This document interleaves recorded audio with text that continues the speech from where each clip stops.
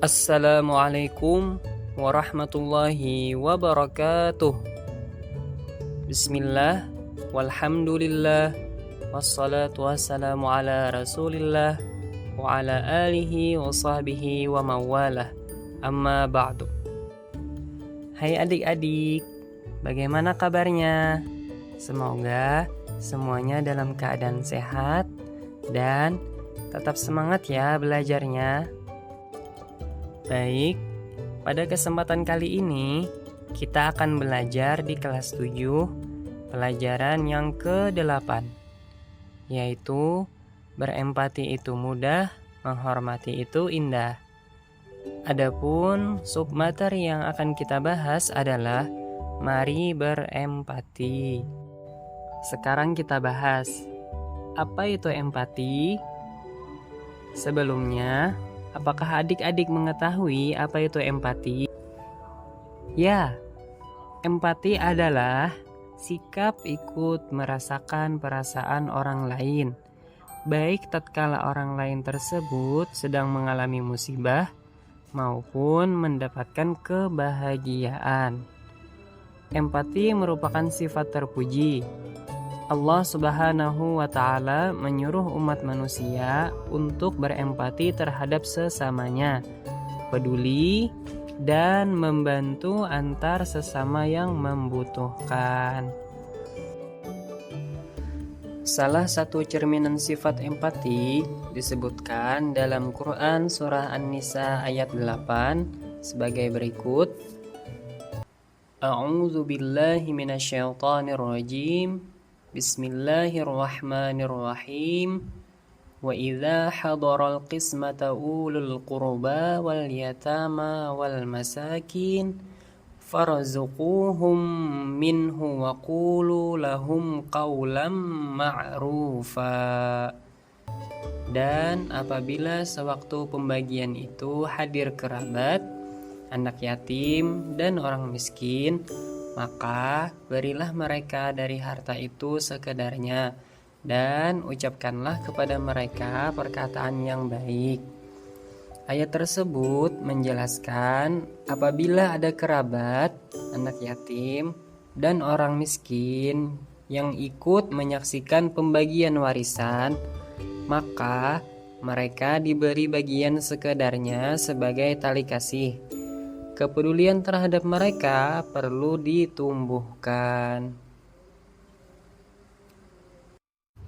Nah, terkait sikap empati ini, Rasulullah Shallallahu Alaihi Wasallam bersabda, "An Abi Musa radhiyallahu anhu qala Rasulullah Shallallahu Alaihi wa alihi Wasallam, al-mu'minu lil mu'mini kal bunyani yashuddu ba'duhu ba'dha." Dari Abu Musa radhiyallahu an, Rasulullah sallallahu alaihi wasallam bersabda, seorang mukmin dengan mukmin lainnya seperti satu bangunan, yang satu sama lain saling menguatkan.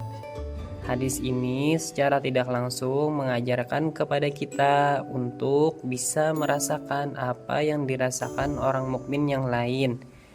Apabila ia sakit, kita pun merasa sakit. Apabila ia gembira, kita pun merasa gembira. Begitu ya adik-adik. Adapun lawan dari sikap empati itu adalah egois dan sombong. Egois adalah mementingkan diri sendiri, sedangkan sombong adalah merasa lebih dari orang lain. Allah Subhanahu wa Ta'ala sangat murka kepada orang-orang yang egois dan sombong. Sikap empati ini memiliki beberapa manfaat. Di antaranya yaitu pertama adalah menghilangkan sikap egois. Adanya rasa belas kasih akan menghilangkan rasa mementingkan kepentingan diri sendiri. Kemudian yang kedua adalah memperoleh kebaikan. Tuhan dan sesama manusia akan membalas kebaikan yang kita lakukan dengan sesuatu yang baik juga. boleh jadi kehidupan kita akan dipermudah oleh Allah serta tidak dipenuhi oleh berbagai masalah. Dan yang ketiga adalah meningkatkan perilaku tolong-menolong. Jika kita berempati terhadap orang lain, maka keinginan untuk membantu orang lain pun akan lebih tinggi. Nah, bagaimana cara menumbuhkan sikap empati ini? Yang pertama adalah kita berusaha untuk peka terhadap perasaan orang lain. Berusaha untuk mampu menangkap perasaan orang lain, jangan menyakiti orang lain. Kalau berbicara harus baik, dan kalau bertindak juga harus baik.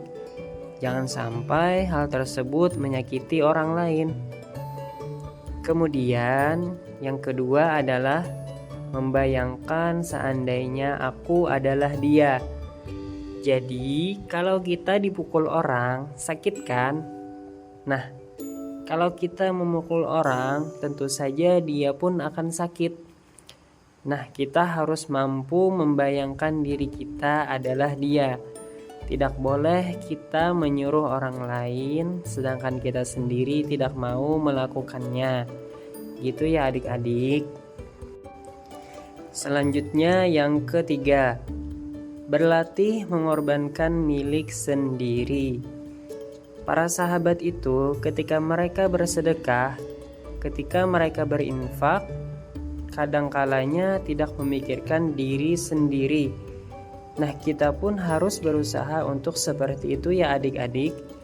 Apa yang kita terima di dunia ini merupakan titipan dari Allah. Maka kita harus belajar untuk memberi kepada orang lain. Kemudian yang keempat adalah berusaha membahagiakan orang lain.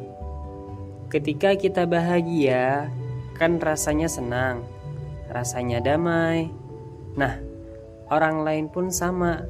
Maka kita pun harus berusaha untuk membahagiakan orang lain. Karena itu penting sekali bagi kita untuk tidak menyakiti hati orang lain. Minimal kita tidak menyakiti hati orang lain, maksimal kita membahagiakan orang lain. Bisa dengan cara kita tersenyum, ramah, sopan santun. Nah, itu sudah sangat luar biasa ya adik-adik. Alhamdulillah, pembelajaran kita pada kesempatan kali ini sudah selesai ya. Terima kasih sudah menyimak. Assalamualaikum warahmatullahi wabarakatuh.